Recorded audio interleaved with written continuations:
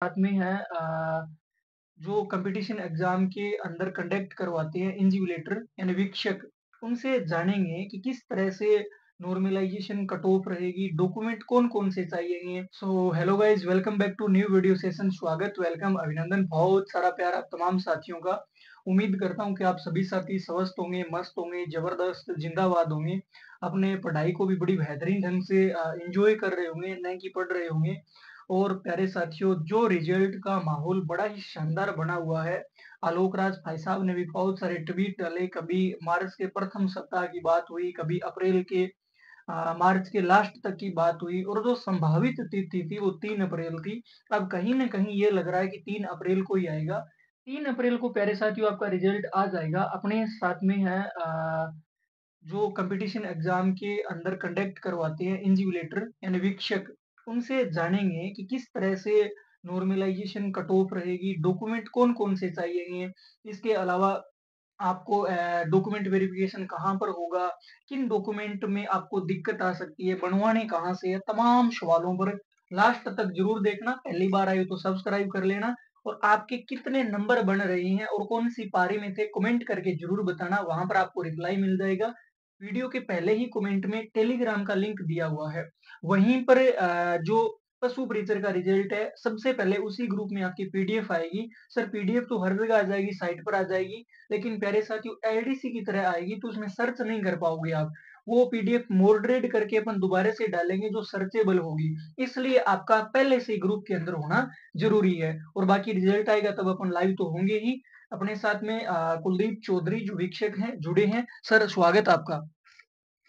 चलो इस वीडियो को शुरू करते हैं। सबसे पहले देखो रिजल्ट का बहुत सारा सर माहौल बना हुआ है कि कब आएगा, कब आएगा, कब आएगा? आप ही बता दीजिए कब तक आ रहा है रिजल्ट? पहले कुछ टाइम पहले अधीनस्थ बोर्ड ने ये चीज़ बोली थी कि भी रिजल्ट 27, 28 या 29 को आ रहा है। जी सर। लेकिन अभी मतलब वो डिले हो गया और डिले होने की वजह से अभी ऐसा मतलब अनुमान लगाया जा रहा है कि भी 3 या 4 तक आएगा। 3 या 4 तक आएगा। हुँ। मतलब 3 को ज़्यादा संभावना है, अगर डिले हुआ तो 4 को भी हो सकता है। हाँ, 4 को भी हो सकता है। तो क्योंकि स यानी कि भी इसमें एक चीज़ है ना कि हुँ, जो बाकी मतलब जो रिक्रूटमेंट जो भर्ती प्रक्रिया है, हुँ। उसको पूरा करवाने में मतलब लगा हुआ है, तो इस वजह से मतलब डिले हो सकता है। जी, जी सर। एक बात और बताएँ, भई ठीक है रिज़ल्ट 3 को या 4 को जब भी आए, 2 गुणा की लिस्ट आएगी, क्या पूरी-पूरी 2 गुणा की लिस्ट आएगी, थोड़े बहुत कम ज़्यादा हो सकते हैं? ज़्यादा भी हो सकते हैं। अच्छा, ज़्यादा हुए तो किस कंडीशन में होंगे? ज़्यादा इस मतलब कंडीशन में होंगे कि जैसे पीछे रिज़ल्ट जारी हुआ था, जी सर। तो एलडीसी का भी हुआ था और इसके साथ-साथ असिस्टेंट का भी हुआ था जी। और लाइब्रेरियन का हुँ। भी। तो उसमें मतलब जो लिस्ट वग़ैरह जारी की गई थी, तो उसमें ये हुआ था कि जो सेम मार्क्स हैं, जी, जी। सेम मार्क्स के अब जैसे सपोज़ दैट 5 कैंडिडेट हैं, हुँ। तो 5 कैंडिडेट है तो उसमें जैसे पाँचों के जो सेम नंबर है, हुँ। सेम मार्क्स है, तो उसमें से वो एक कैंडिडेट है ना, वो मतलब मेंशन होगा। कहने का मतलब एक ही कैंडिडेट गिना जाएगा। अच्छा, अच्छा, जैसे 110, 10, 5 कैंडिडेट किए हैं, वो 5 न होकर के 1 ही होंगे। एक कैंडिडेट होगा। इसी वजह से 13,000 न होकर के 14, 15 इस तरह से हाँ, करीबन 1000 से 1500 फालतू होंगे। फालतू होंगे। बिल्कुल, बिल्कुल। तो भई ये इस तरह से लिस्ट आएगी और रैंक वाइज़ भी आपका रिज़ल्ट आ रहा है। रिज़ल्ट के बाद में आप ये बताएँ कि लगभग आपका डॉक्यूमेंट वेरिफ़िकेशन में कितना समय ले सकते हैं? डॉक्यूमेंट वेरिफिकेशन में अभी जैसे राजस्थान गवर्नमेंट के अंदर अलग-अलग जैसे रिक्रूटमेंट निकले हुए हैं, अलग-अलग भर्तियों का जैसे प्रेशर है हुँ, अधीनस्थ बोर्ड पर। हुँ, दूसरी बात ये है कि भी ये जो मतलब इसमें अब अधीनस्थ बोर्ड के ऊपर मतलब डिपेंड करता है कि भी मतलब कितना टाइम जैसे उसमें लगे। हुँ, क्योंकि यानी कि अब वैसे अगर जैसे गवर्नमेंट रूल के अकॉर्डिंग अगर जैसे देखें तो कम से कम 45 डेज़ होते हैं। हुँ। 45 डेज़ के अंदर-अंदर जैसे जो डॉक्यूमेंट्स हैं वो वेरीफाई कर लिए जाते हैं। अच्छा 45 मतलब बहुत जल्दी करवाएँ तो कितने दिन में करवा सकते हैं? यही करीबन 20 डेज़। और बहुत लेट करवाएँ तो लेट लगभग 2 मंथ 2 महीने मतलब 60 दिन के आस-पास। 60 डेज़। मतलब ये प्रक्रिया रहती है अभी जल्दी और लेट की। इसके बाद में आप हमें ये बताएँ, भई डॉक्यूमेंट वेरिफ़िकेशन कहाँ पर होगा? सबसे पहला तो खुद के भी सस्पेंशन है। सस्पेंशन इस चीज़ का है कि हुँ। ये जो रिक्रूटमेंट पहली बार हो रही है, जी, जी। दूसरी वजह ये है कि भी इसमें अब डिस्ट्रिक्ट लेवल के ऊपर मतलब अगर जैसे देखें, हुँ।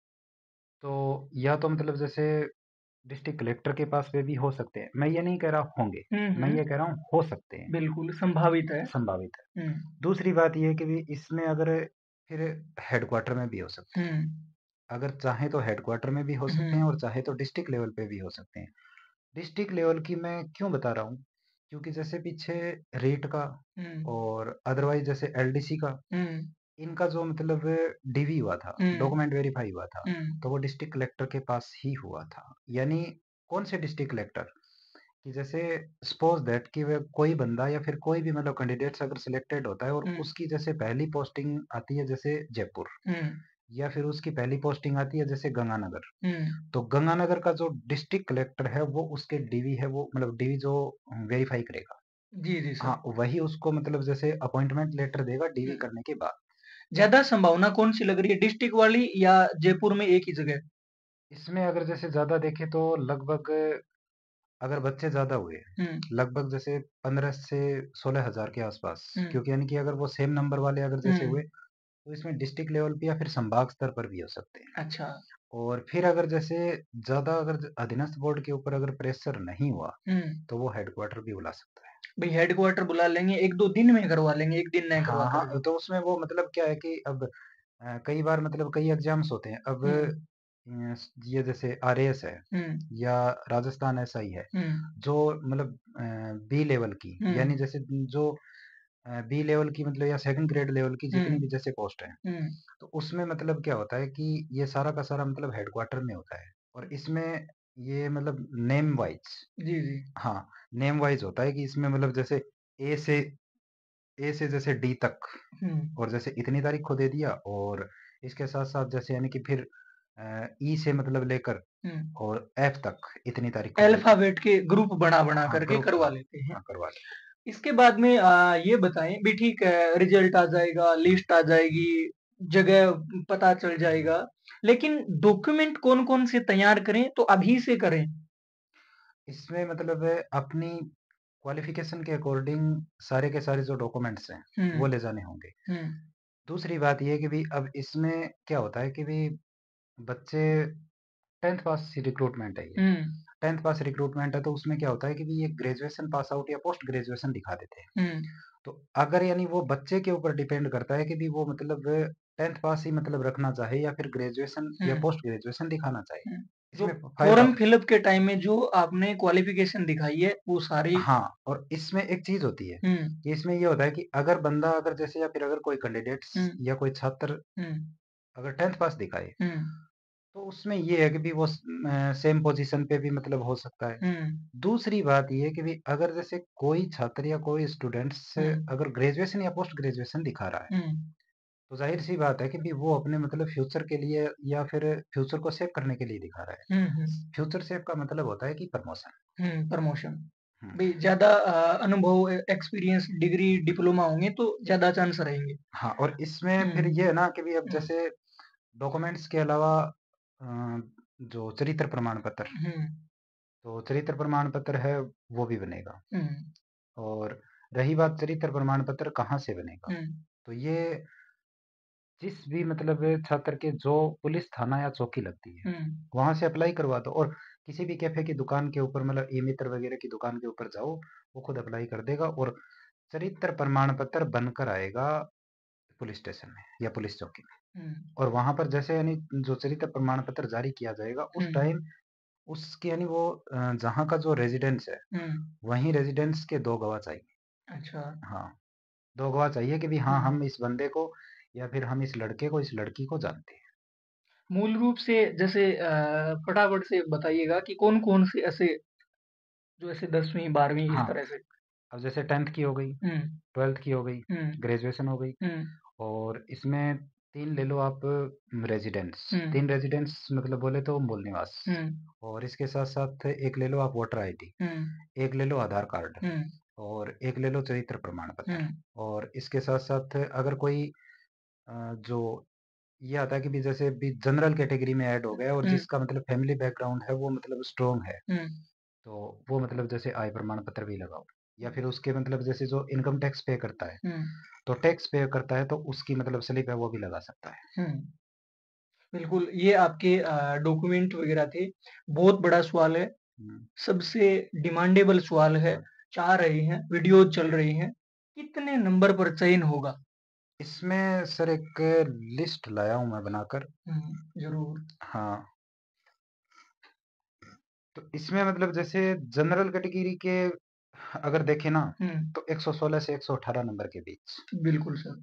और ओबीसी की अगर जैसे देखें, हुँ, तो 112 से 115 के बीच, जी। और ईडब्ल्यूएस की देखें तो 110 से 112, हुँ, और एससी/एसटी की देखें तो 106 से 108, हुँ, और एमबीसी की देखें तो 108 से 115 के बीच, हुँ, और ईएक्स सर्विसमैन है वो देखें तो इसमें मतलब जैसे यानी लगभग जैसे 65 हुँ, 65 प्लस। हुँ, और अब रही बात मतलब कोई स्पोर्ट्स कोटा हुँ, या फिर डिवोर्स यानी जो तलाक वगैरह है, हुँ, उसकी अगर देखें तो उसके मार्क्स रहेंगे 80 प्लस। हुँ, और फिर रही बात फीमेल की हुँ, या गर्ल्स की, हुँ, तो गर्ल्स की अब जो ये लिस्ट है, हुँ, इस मेल लिस्ट, वाली। हाँ मेल वाली, हुँ, जो मतलब ये मेल वाली जो बताई है, हुँ, इससे आप मतलब जैसे 2 से 4 नंबर हुँ, डाउन कर लीजिए। हुँ। तो 2 से 4 कैटेगरी के अकॉर्डिंग हाँ 4-5 भी हो सकते हैं, बीएसटी में थोड़ी डाउन जाती हाँ है। हाँ, कैटेगरी के अकॉर्डिंग अगर जैसे 2 से 4 नंबर आप नीचे कर लीजिए। हुँ, ये लगभग कट ऑफ रहने की संभावना है। और सर एक और सवाल था हम्म, कि भी ठीक है, ये 6 पारियों के अंदर एग्ज़ाम कंडक्ट हुआ है। हम्म, बहुत सारों को तो ये लग रहा है कि भई हमारी पारी है वो मुश्किल है। हम्म, जिसने एग्ज़ाम दिया है भई कौन-सी पारी में दिया उनको मुश्किल ही लग रही है। हम्म। लेकिन आपके अकॉर्डिंग कौन-सी पारी मुश्किल थी, कौन-सी आसान थी? किस तरह से नॉर्मलाइज़ेशन होगा? इसमें नॉर्मलाइजेशन जैसे स्टार्टिंग में क्या होगा कि इसमें स्टूडेंट्स की जो औसत है ना वो देखी जाती है। हुँ, औसत देखी जाती है और फिर उसमें मतलब जैसे हर पारी का जैसे स्कोर है वो स्कोर देखा हुँ, जाता है। और इसमें मतलब जैसे हर पारी की सिटिंग अरेंजमेंट है वो देखी जाती है। हुँ, और इसके साथ साथ ये कि भी अगर जैसे मेरे अकॉर्डिंग फिर इसमें ऐसा है कि सिटिंग अरेंजमेंट वगैरह जैसे देखकर, हुँ, और इसमें मतलब जो फोर्थ पारी है हुँ, उसमें मतलब जैसे यानी कि भी 2 से 4 नंबर, हुँ, 2 से 4 नंबर है ना वो इंक्रीज होने की बजाय घटेंगे। घटेंगे हम्म, और और बढ़ेंगे कौन-सी पारी में? सिक्स्थ पारी में मतलब जैसे यानी कि भी जो छठी पारी थी, हुँ। सिक्स्थ पारी थी, उसमें मतलब 2 से 4 नंबर इंक्रीज होने की संभावना है। उसमें आपके इंक्रीज़ होने की हाँ। संभावना है। बिल्कुल लगभग जो आपके सवाल के कमेंट के माध्यम से हमें प्राप्त हुए, उन कमेंट का जायज़ा किया, जो ऑथेंटिक सवाल थे सर के सामने परोसे और उन्हें बखूबी जवाब दिया है।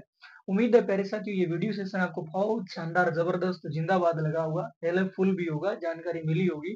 पहली बार आप चैनल पर हो तो सब्सक्राइब कर लेना, लाइक का बटन ज़रूर दबाएँ और आपने सब्सक्राइब करके परिवार का हिस्सा नहीं बने हो तो ज़रूर बन जाना। कोई भी ग्रुप में आप जुड़े हो छोटे-मोटे कहीं भी व्हाट्सएप, फेसबुक, इंस्टाग्राम ज़रूर शेयर करना, साझा करना और रिज़ल्ट आपका परिणाम है वो लगभग 3 को संभावित है। हो सकता है कल आ जाए बाकी 3 को संभावित है तो 3 को ही लग रहा है।